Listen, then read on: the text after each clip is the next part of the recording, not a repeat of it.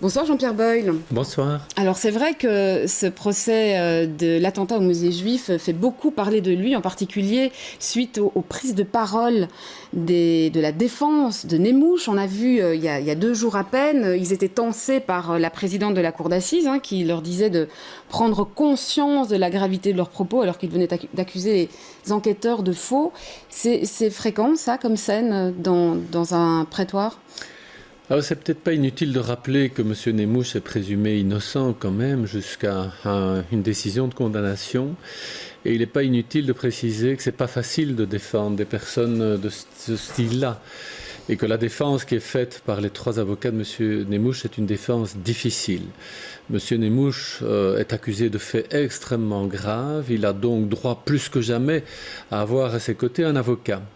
Et dans le cadre d'une procédure, dans le cadre d'un procès, dans ce lieu sacré qu'est la cour d'assises où on est jugé par des pairs, par des justiciables, par 12 personnes qui sont des citoyens, il y a des règles du jeu à respecter.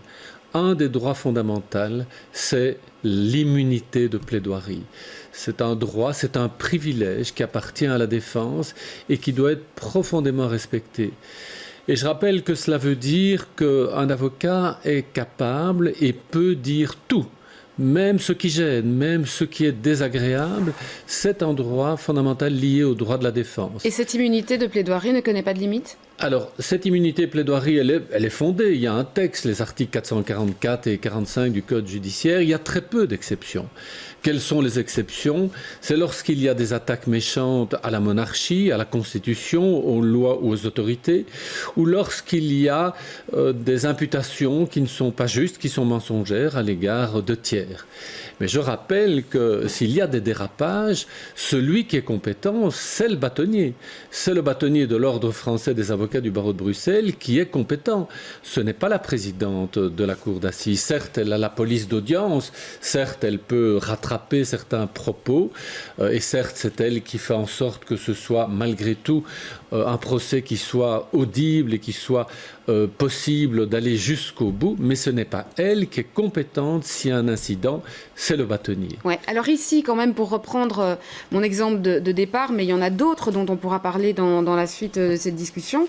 Donc là, 2 avocats, une défense qui met en cause, en quelque sorte, toute une enquête, qui accuse d'ailleurs de manière répétée depuis le début du procès les enquêteurs de faux, puisqu'ils les ont accusés d'avoir bidouillé les images de vidéosurveillance et d'avoir mené une enquête qui était en fait manipulée. C'est assez étonnant pour en tout cas le public ou les personnes qui ne sont pas habituées des procès. Alors certes c'est étonnant, certes c'est dérangeant, je n'ai pas qualité pour juger leurs propos. Mais enfin, c'est une stratégie de défense. Imaginez qu'ils aient raison. Imaginez qu'effectivement, nous n'en savons rien. Nous n'assistons pas aux débats qui ont lieu matin et soir depuis déjà plusieurs jours. Imaginons qu'ils aient raison. Est-ce que c'est une faute de relever des choses qui sont de l'intérêt de la défense de M. Nemmouche ? On verra ce que le jury, qui sera complètement éclairé, parce que c'est quand même une procédure orale, on statue en entendant, en voyant et en posant des questions. C'est la stratégie de la défense qui est le choix du prévenu avec leurs avocats. Et il y a des stratégies de défense de rupture, rappelez-vous Vergès, ici c'est une autre stratégie. Alors rappelez peut-être ce qu'est en effet la stratégie de défense de rupture. Donc là c'est une mise en cause du de l'institution elle-même, de la légitimité de l'institution elle-même. Ici c'est une autre stratégie très curieuse, mais enfin qui est une stratégie qui peut porter ses fruits, c'est de dire je conteste ce qui m'est reproché, je suis un innocent, mais j'attends le moment venu pour distiller les preuves. Et on attend ce moment venu pour voir ce qu'il en est, pour démontrer cette innocence, pour demander l'acquittement tel qu'il est revendiqué par les avocats de la défense. Alors ce qui lui a été reproché aussi par des parties civiles, c'est la manière dont certaines parties civiles en tout cas ont été traitées par la défense. Là aussi je reprends ma question de départ, peut-on tout dire ? Certains d'ailleurs disent, moi dans ces conditions-là, on n'a même pas envie de venir déposer. Est-ce que là aussi, tout est permis, finalement. Alors, ils l'ont contesté et ils ont dit qu'ils avaient identifié des éléments de fait relativement aux victimes. Moi, j'ai entendu quand même des propos d'avocats à l'égard d'autres avocats. Je trouve que par rapport à la délicatesse, par rapport à la dignité, par rapport à la confraternité, cela pose question. Lorsque vous êtes dans une procédure, vous ne jouez pas le joueur, vous n'attaquez pas les mandataires des autres parties. Et donc là, vous visez qui alors? Je vise les avocats de la défense de M. Nemouche qui ont pris à partie, encore aujourd'hui, les avocats des parties civiles dans des termes qui sont questionnants. Oui, questionnants, c'est-à-dire? Mais qui méritent une attention, mais je n'ai pas qualité, moi, pour les juger. Donc, s'il y a des personnes, avocats ou des parties qui se plaignent, c'est le bâtonnier en exercice qui entendra les parties et qui verra les suites qu'il convient d'y réserver. Mais je crois qu'il faut être prudent aussi. Nous sommes dans le cadre d'une procédure qui est en cours, une défense qui est une défense difficile. Il ne faut pas que par les propos que nous avons sur les plateaux de télévision ou dans les médias, que nous déstabilisons plus qu'il n'en faut la défense, qui fait un métier dans des conditions très isolées.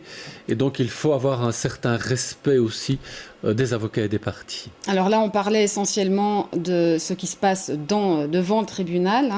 Dans les médias, alors, parce que là aussi, il y a effectivement énormément de prises de parole. Vous venez d'ailleurs d'en toucher un mot. Est-ce que là, selon vous, il y a aussi alors peut-être pas des limites qui ont été dépassées, mais disons une atmosphère plutôt critiquable? Alors les règles sont un peu différentes parce que, je disais tout à l'heure, lorsque vous êtes dans un prétoire, il y a des règles du jeu d'un procès équitable avec le contradictoire, avec une écoute et des règles admissibles sur les preuves. Il y a des temps au procès, ce qui justifie le privilège de l'immunité de plaidoirie. Ce privilège, cette immunité n'existe pas en dehors des prétoires. Et donc en dehors des prétoires, sur un plateau de télévision, il y a les règles du jeu normales. Mais là, vous êtes dans le cas d'une autre liberté, qui est la liberté d'expression. Et la Cour européenne des droits de l'homme a prononcé plusieurs décisions, notamment en matière d'avocats, ces dernières années, qui sont plutôt vers l'ouverture de la protection de la liberté d'expression. Et donc, chaque cas est un cas d'espèce, et les questions qu'il faut se poser est de savoir si celui qui prend la parole, en l'espèce un avocat, se trouve dans un débat d'intérêt général. Est-ce qu'il a un propos qui est un propos relatif à des faits, ou est-ce que c'est un jugement de valeur? Et dans chaque cas d'espèce, on va voir si la liberté d'expression doit être sauvegardée, doit être libérale, ou bien si on rentre dans des propos qui doivent être sanctionnés au niveau de la calomnie, de la diffamation, pour prendre un recours qui peut être civil ou pénal, voire sur le plan disciplinaire. Et dans ce cas-ci, est-ce que selon vous, il y a eu des excès? Alors, vous le savez, on en a parlé dans la presse, les deux avocats principaux de M. Nemouche ont fait l'objet d'une procédure disciplinaire dans le cadre d'une photo qui avait été publiée dans les médias, où il défendait à l'époque M. Dieudonné, qui avait fait un spectacle à Saint-Josse, ce spectacle qui avait été interrompu par la police.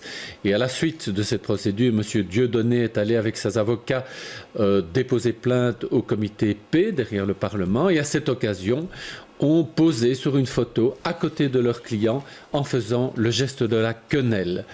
L'on sait que le geste de la quenelle est un geste quand même qui est critiquable, en ce que c'est le salut nazi à l'envers.